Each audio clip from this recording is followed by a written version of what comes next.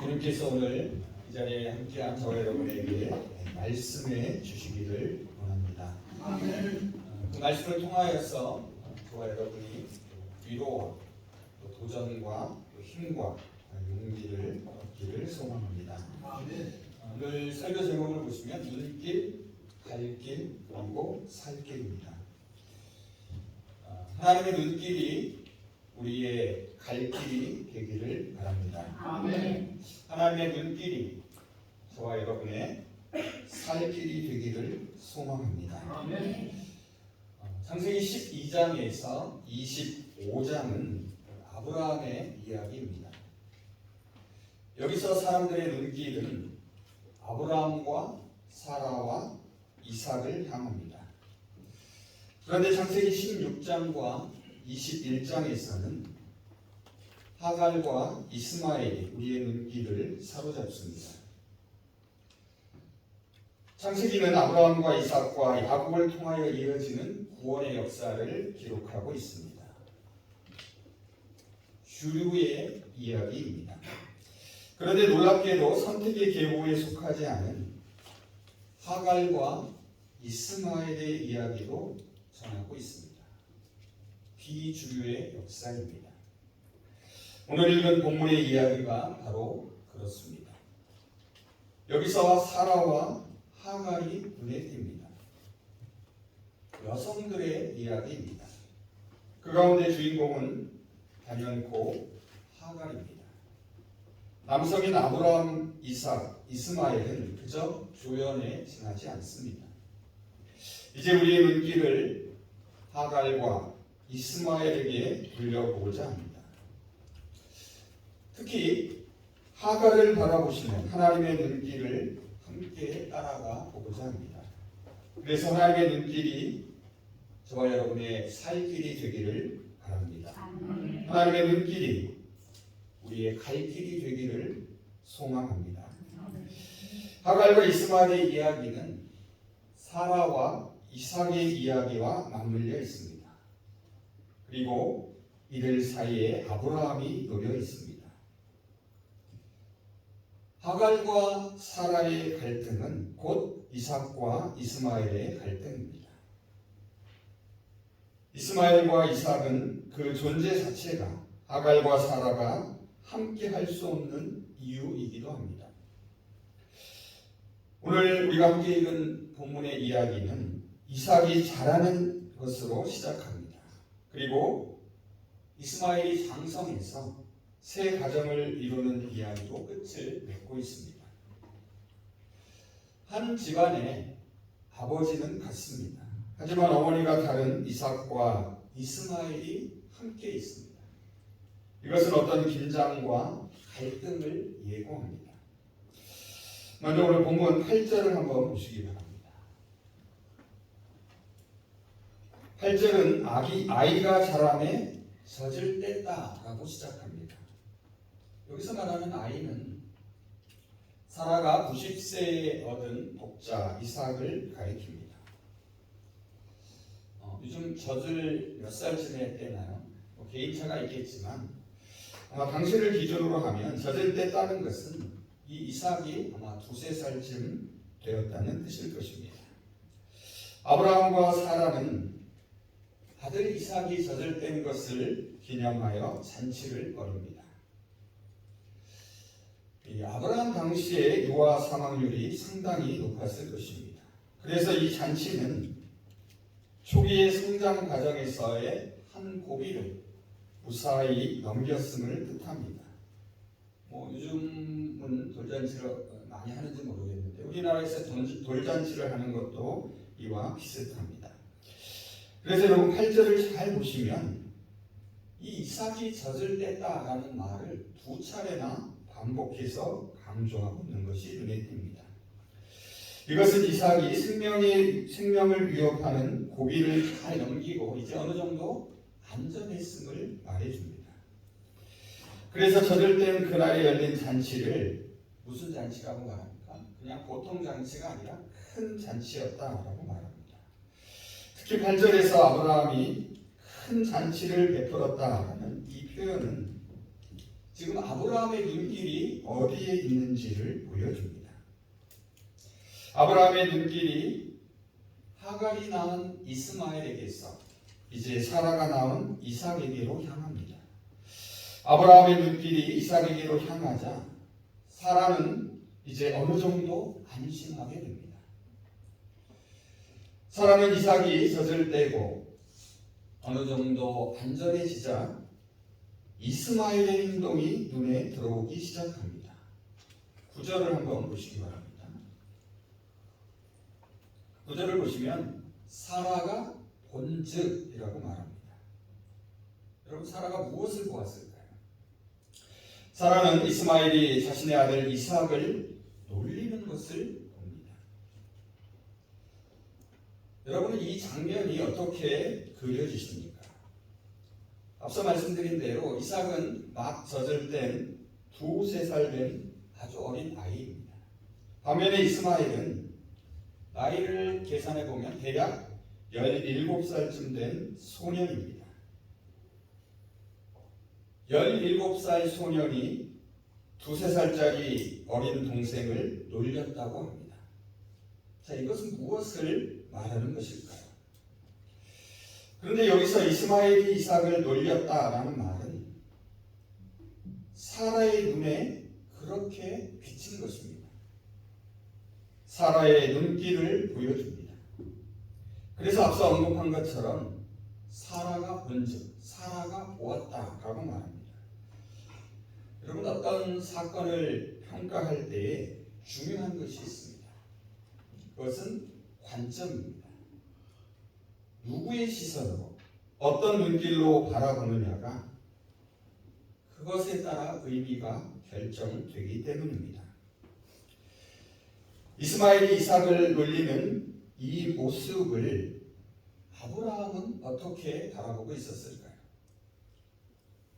하갈의 눈에는 어떻게 비춰졌을까요? 적어도 하갈이 보기에는 놀리는 것으로 보이지 않았을 것입니다. 이스마엘이 어린 동생 이삭과 장난치고 있는 것으로 보였을 것입니다. 어린 이삭의 눈에는 형이 자신과 놀아주는 것으로 보였을 것입니다. 여러분, 9절을 다시 한번 자세히 보시기 바랍니다. 사라는 이스마엘이라는 이름을 부르지 않습니다. 이스마엘이라는 이름 대신에 뭐라고 말합니까? 애굽 여인 하갈의 아들이라고 부릅니다. 그런데 놀리다라고 번역하고 있는 이 말은 농담하다, 놀다라는 뜻으로 번역할 수도 있습니다. 그래서 공동 번역을 보면 이 구절을 다음과 같이 번역하고 있습니다. 그런데 사라는 이집트 여자 하갈이 아브라함에게 낳아준 아들이 자기 아들 이삭과 함께 노는 것을 보았다. 여러분, 이어지는 10절을 보시면은 사라에게 중요한 것은 사실 이스마엘이 이삭을 놀렸느냐에 있지 않습니다. 사라가 못마땅하게 생각하는 것은 이스마엘이 이삭과 함께 있다는 사실 자체였습니다. 그래서 사라는 남편 아브라함에게 뭐라고 말합니까? 이 여종과 그 아들을 내쫓으라고 말합니다. 그 이유를 이 종의 아들은 내 아들 이삭과 함께 기업을 얻을 수 없기 때문이다라고 밝힙니다. 무슨 말입니까? 이스마엘은 아브라함의 유산을 물려받을 상속자가 되어서는 안 된다라는 말입니다. 그렇다면 사라가 하갈과 이스마엘을 쫓아내려는 것은 단지 이스마엘이 이삭을 놀렸기 때문이 아닙니다. 10절에서도 사라는 하갈과 이스마엘의 이름을 부르지 않습니다. 뭐라고 부릅니까? 이 여종, 그리고 이 종의 아들이라고 지칭합니다. 여러분, 이름을 부르지 않는다라는 것은 그 존재 자체를 인정하지 않겠다라는 뜻을 의미합니다. 사라는 자신의 집에서 하갈과 이스마엘의 존재 자체를 지워버리려고 합니다. 이스마엘이라는 존재가 이삭에게 위협이 된다라고 생각한 것입니다. 사라의 눈길은 온통 이삭에게만 쏠려 있습니다. 그래서 사라는 이 두 사람을 내어 쫓으라고 아브라함을 부추깁니다. 사라는 아브라함이 자신의 눈길을 함께 바라보기를 원합니다.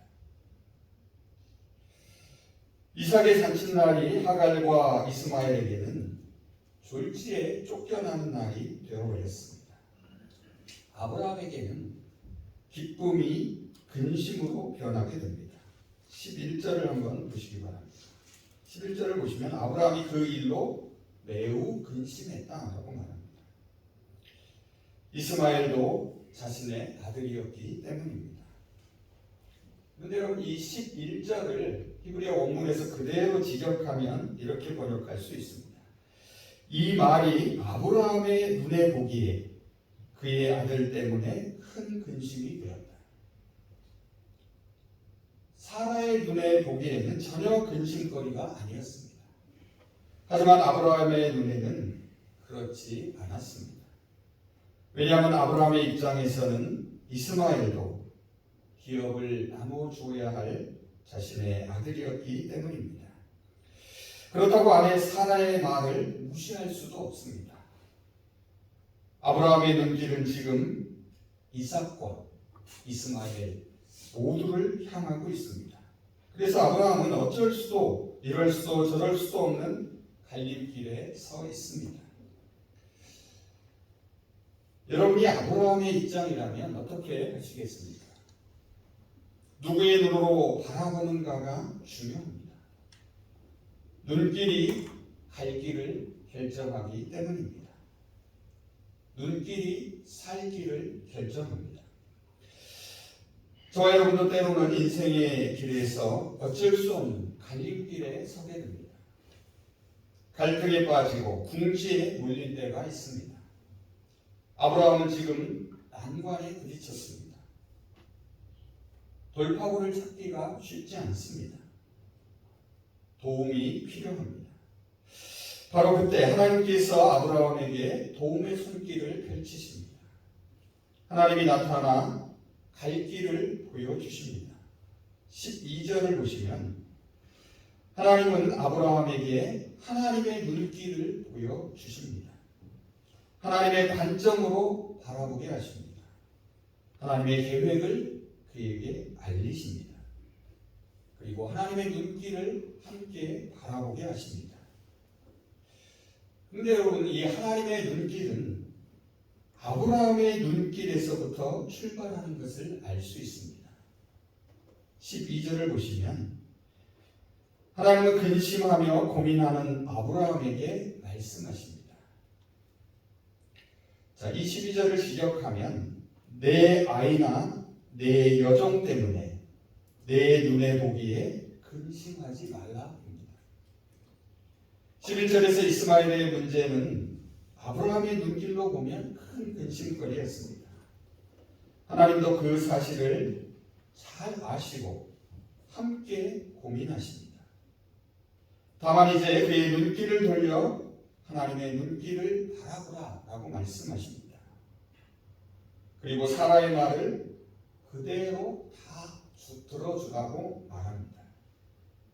하나님이 이삭을 통해 후손을 약속하셨기 때문입니다.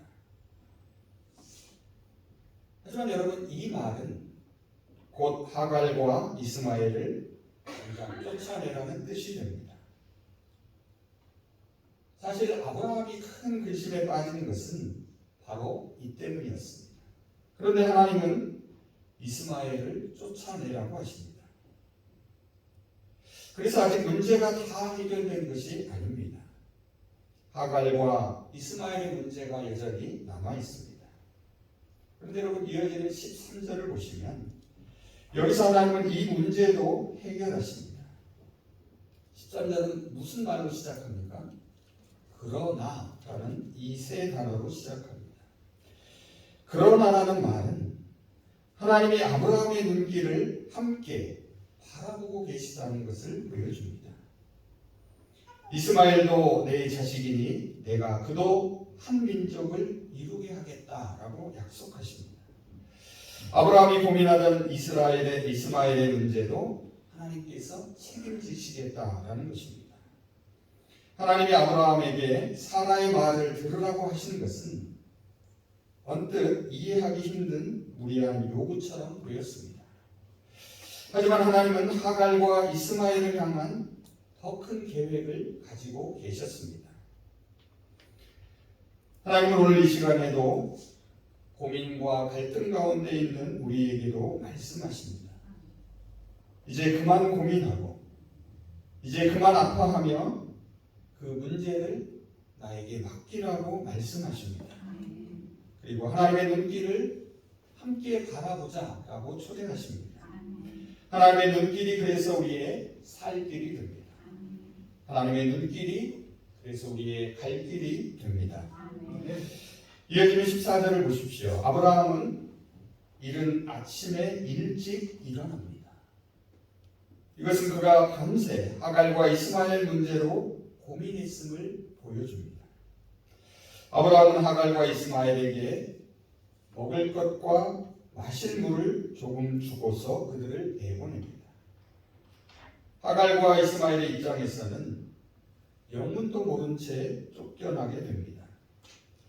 갑작스럽게 쫓겨난 두 사람은 얼마 가지 못해 브엘세바 광야를 헤매게 됩니다. 그들에게 이제 먹을 것도 마실 것도 없습니다. 하갈은 허기진 아들을 떨기나무 아래에 뉘어놓습니다. 하갈의 눈길은 힘없이 죽어가는 자식을 향하고 있습니다.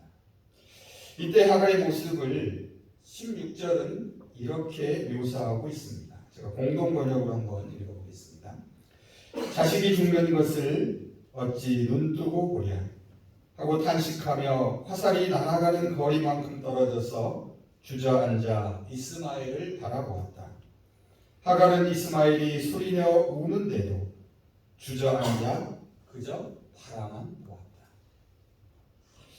하갈과 이스마엘이 할 수 있는 유일한 일은 서로 눈을 바라보며 그저 우는 것이었습니다. 그런데 하나님이 이스마엘의 소리를 들으셨습니다. 하나님이 하갈의 눈길을 바라보셨습니다. 땅에서 통곡하자 하늘에서 들은 것입니다.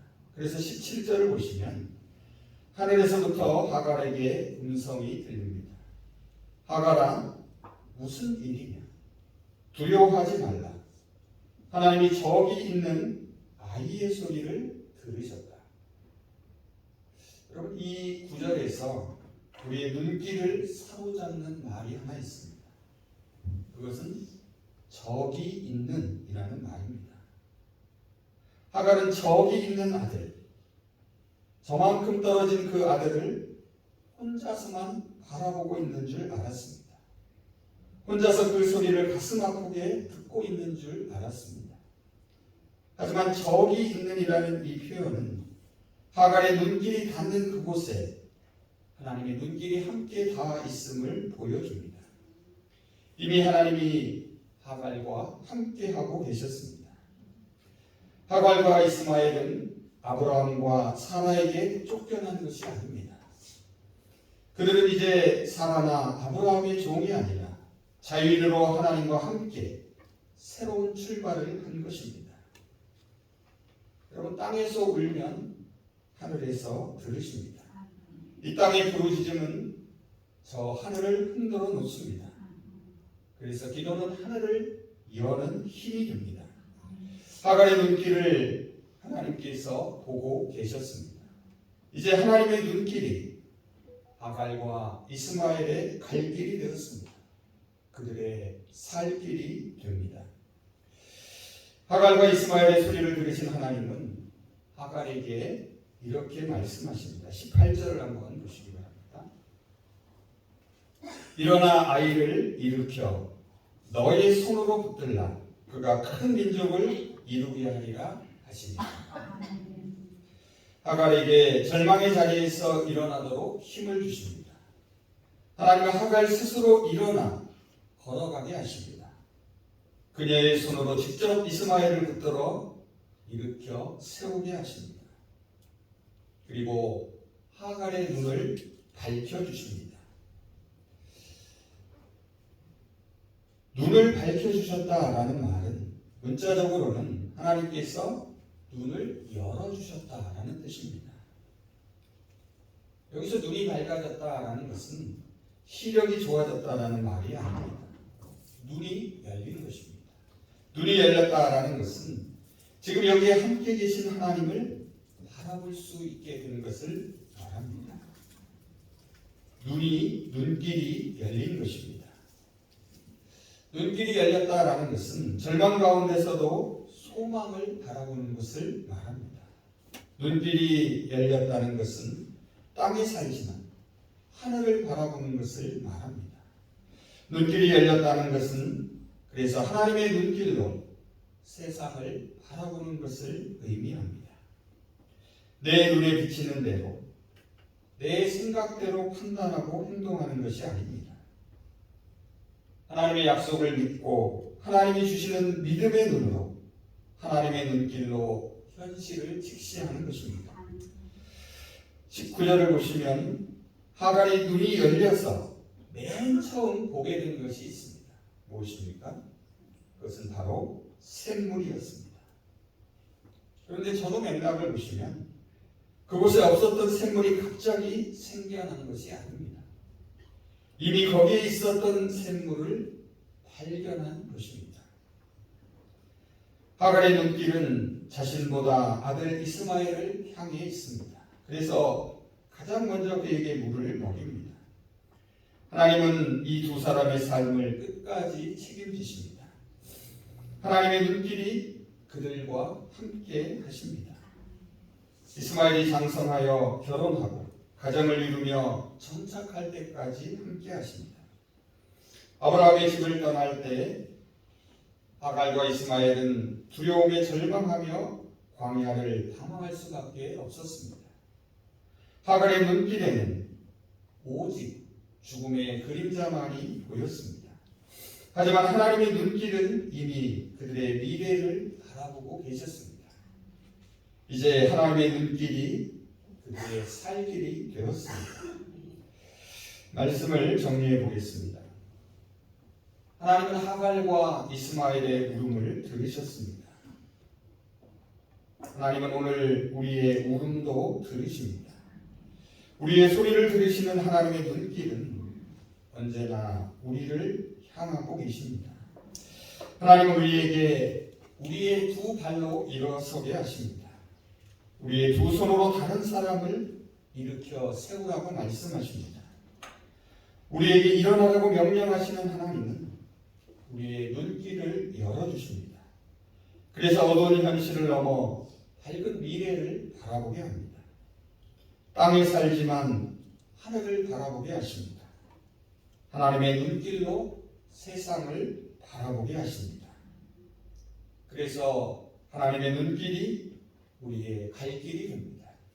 그래서 하나님의 눈길이 저와 여러분의 살 길이 됩니다. 이제 하갈에게 들려주시는 하나님의 음성을 함께 읽으며 말씀을 마치겠습니다. 17절, 18절, 19절입니다. 하나님이 그 어린 아이의 소리를 들으셨으므로 하나님의 사자가 하늘에서부터 하갈을 불러 이르시되 하갈아 무슨 일이냐 두려워하지 말라. 하나님이 저기 있는 아이의 소리를 들으셨나니 일어나 아이를 일으켜 내 손으로 붙들라. 그가 큰 민족을 이루게 하리라 하시니라. 하나님이 하갈의 눈을 밝히셨으므로 샘물을 보고 가서 가죽 부대에 물을 채워다가 그 아이에게 마시게 하였더라. 아멘. 기도하겠습니다. 저희의 눈길을 열어주시는 하나님, 저희는 연약하고 미련하여서 자신의 소견대로 살아갑니다. 눈앞에 보이는 현실에 절망하고 갈 길을 알지 못하여 이리저리 헤매입니다. 하나님의 눈길이 저희의 살 길이 되게 하시고 하나님의 눈길이 저희의 갈 길이 되게 하여 주시옵소서. 절망 가운데 있던 제자들보다